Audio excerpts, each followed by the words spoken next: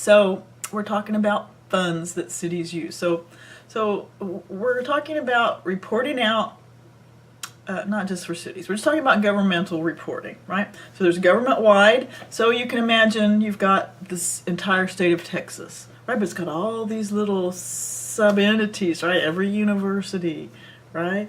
So a government-wide is the statement of net position. It's like, it has a statement of net position similar to a balance sheet, right? And then they're going to have statement of activities similar to an income statement. So you're going to see how assets and liabilities changed for the whole state of Texas, or the whole city of Kingsville, or the whole University of Texas A&M University Kingsville, right? It's government-wide. Whatever that entity is, the government-wide.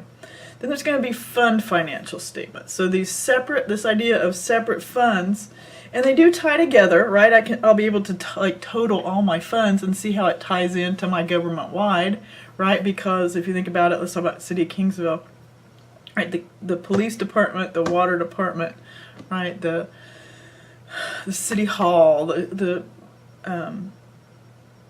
road maintenance people, right? They all probably have separate funds, right? And maybe there's a building fund for building a new water department building or something, right? And maybe they've issued some bonds, so there's some separate funds that have to be paid back, and we have to set aside a sinking fund to pay those back, right? So there's all these separate funds, and you could total those funds, and they're going to total into the government-wide, right?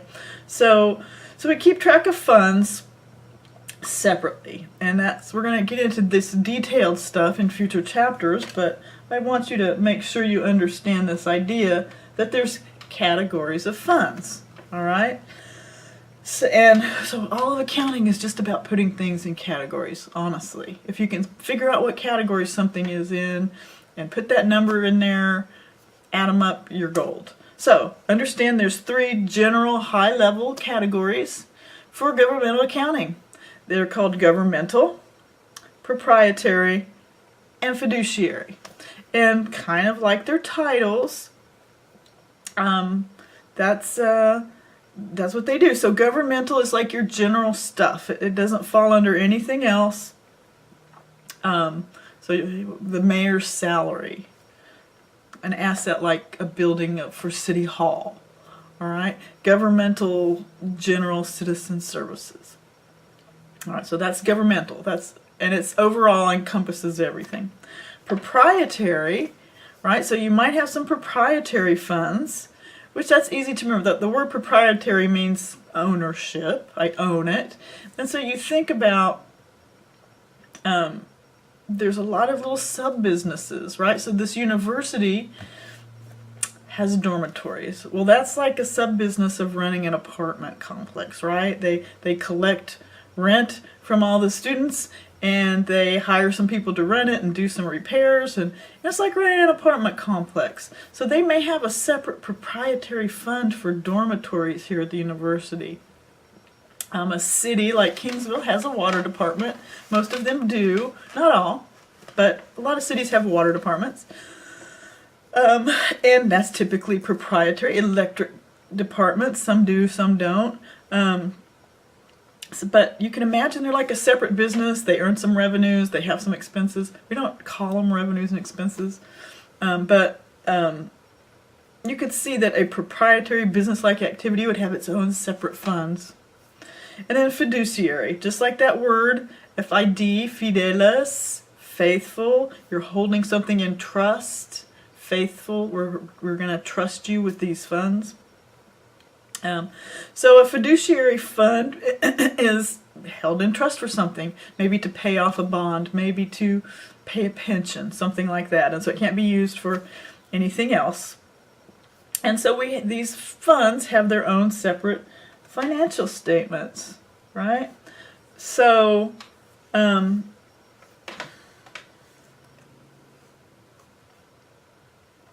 there's some different reporting perspectives.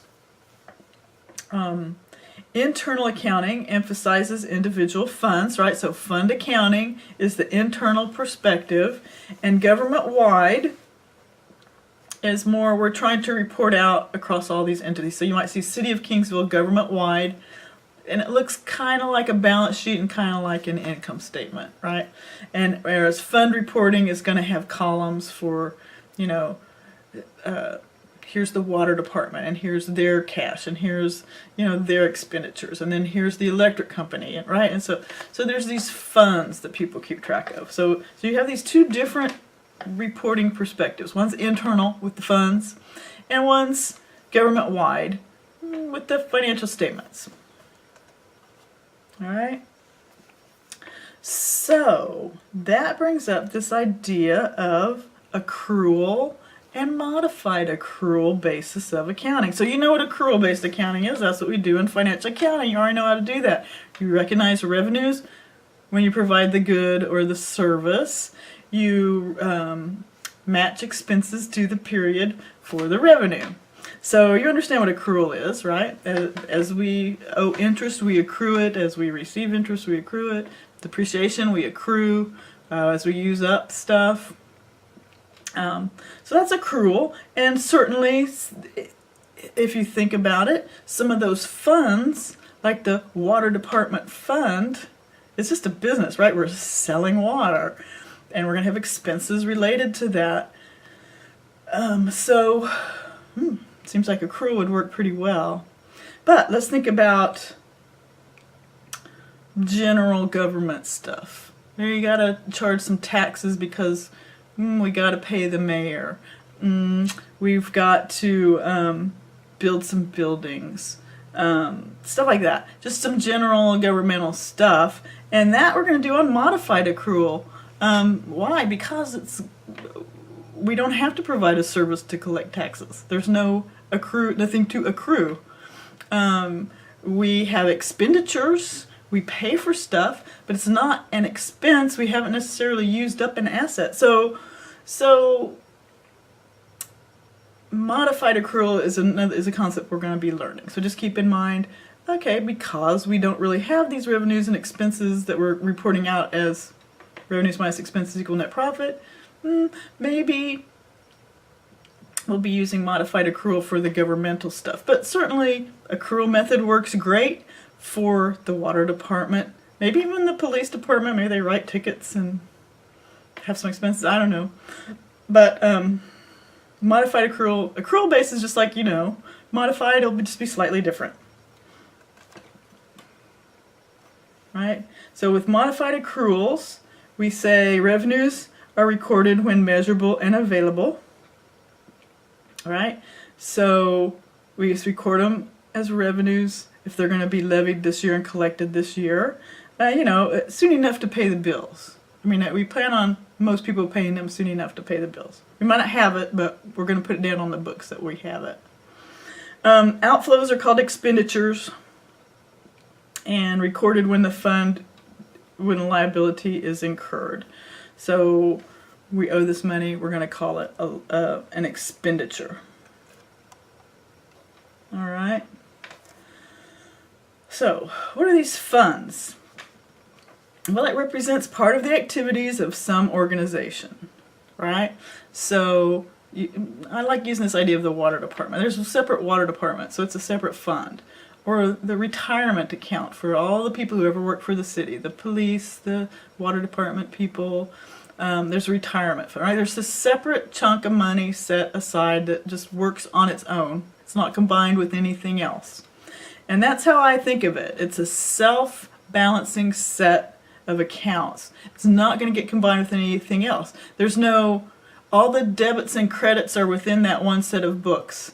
So if we have some revenue that comes into the water department because people pay their water bills, it's staying in that fund. It's like a set of books. When we pay the salaries of the people who work for the water department, it comes out of that same fund. So you'd never have, what makes it a separate fund is you'd never have a debit in one fund and a credit in another fund. It's always within the fund. All right? And so it just keeps things separate. So again, the top fund types, we talked about those. Governmental, for big government-wide activities, the mayor's salary. Proprietary, a business thing going on, like the water department, and fiduciary, somebody's acting in trust at that government. So maybe the pensions. I always like to think of pensions because people pay that money in for their retirement, and they have to take care of it separately and keep it separately, so it's there to pay to the retirees. All right. So within the governmental category, right? So within governmental, propriety, and fiduciary, there's some separate types. So underneath governmental,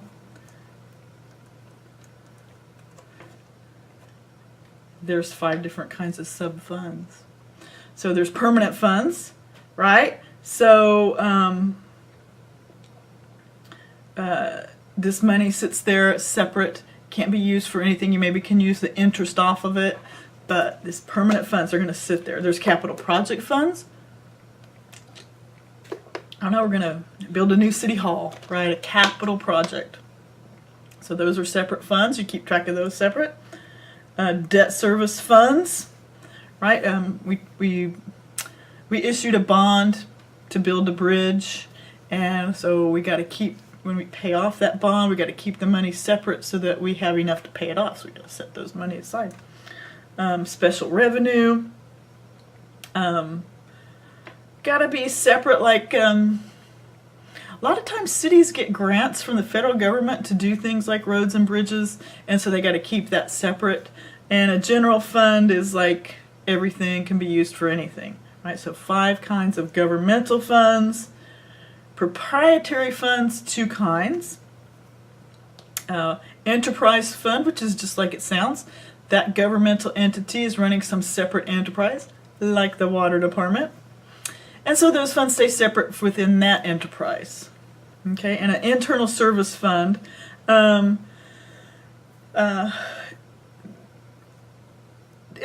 sometimes city, I always like to pick a city because that's the most convenient thing. City will run things like, let's say Meals on Wheels program and a food bank and some kind of low-income food sustenance program.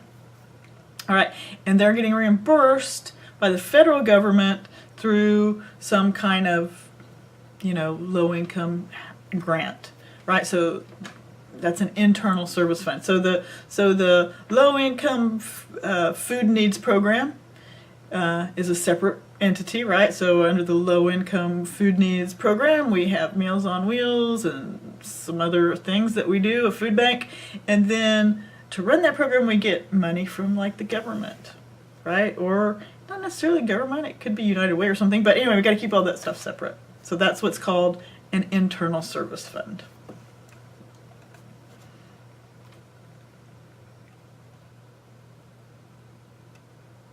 All right. So, proprietary type funds. We talked about propriety. We need to talk about fiduciary funds. So there's an agency fund, an investment trust fund, a pension fund, and a private purpose trust fund. So, agency fund used to account for resources not owned by the entity, right? So you got these separate resources coming in. Investment, some kind of investing that we've done, right? Just like anybody else, like you, like me, like a corporation. Cities invest in stuff when they have cash they don't need. So investment fund, pension fund, just like it sounds. We've set aside money for employees, and a private purpose trust fund. You never know, there could be some arrangement. I don't know. Maybe in Kingsville, maybe the city of Kingsville runs the King Ranch Museum. I doubt it, but let's suppose they do. Let's suppose the city of Kingsville runs the King Ranch Museum, and let's suppose the King Ranch has given the city of Kingsville $5 million in trust to set aside to help run that. That's what we're talking about here, a private purpose trust fund. All right, so everybody's going to have one general fund. All right, so that's a governmental general fund. Everybody have one of those.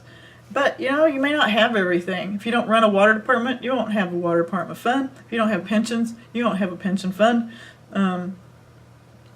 Maybe you'll have one building project fund. Maybe you'll have several, right? So it just depends on what you're doing with your government entity. All right, and budget. We will talk about budgeting because it's important, right? So unlike a business, you can't just ramp up your sales or do something or cut some expenses, right, to make a better profit. You have to service the people of your community with the things they're expecting.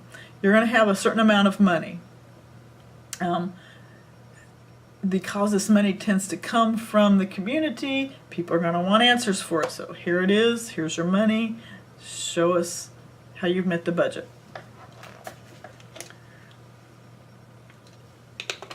So budgets become very important for any governmental entity because they're fixed, they're assigned, it's not like you can change it. And finally, a CAFR. So we're going to be looking at these. So in Chapter 2, we're going to learn the different parts of these governmental financial statements. So Comprehensive Annual Financial Report is for governmental entities, and for our homework for this chapter, for Chapter 1, we're just going to look through the CAFR for the City of Kingsville. So after you finish the chapter and after you finish this video, get started on your homework, and it's going to involve just reading through and looking things up so you can get familiar with what a CAFR is, what it looks like. There'll be some elements that feel pretty comfortable to you. I mean, certainly you'll recognize cash and expenditures, and you kind of can say, okay, that's kind of like an expense. So some things will look pretty comfortable and familiar, and some things will be like kind of wild, like, whoa, look at all these funds. So look through that CAFR, work on homework 1. Get in touch if you need to. Other than that, you'll have homework 1, then go to your quiz. Once you do your quiz, you're ready for Chapter 2. I'll see you there.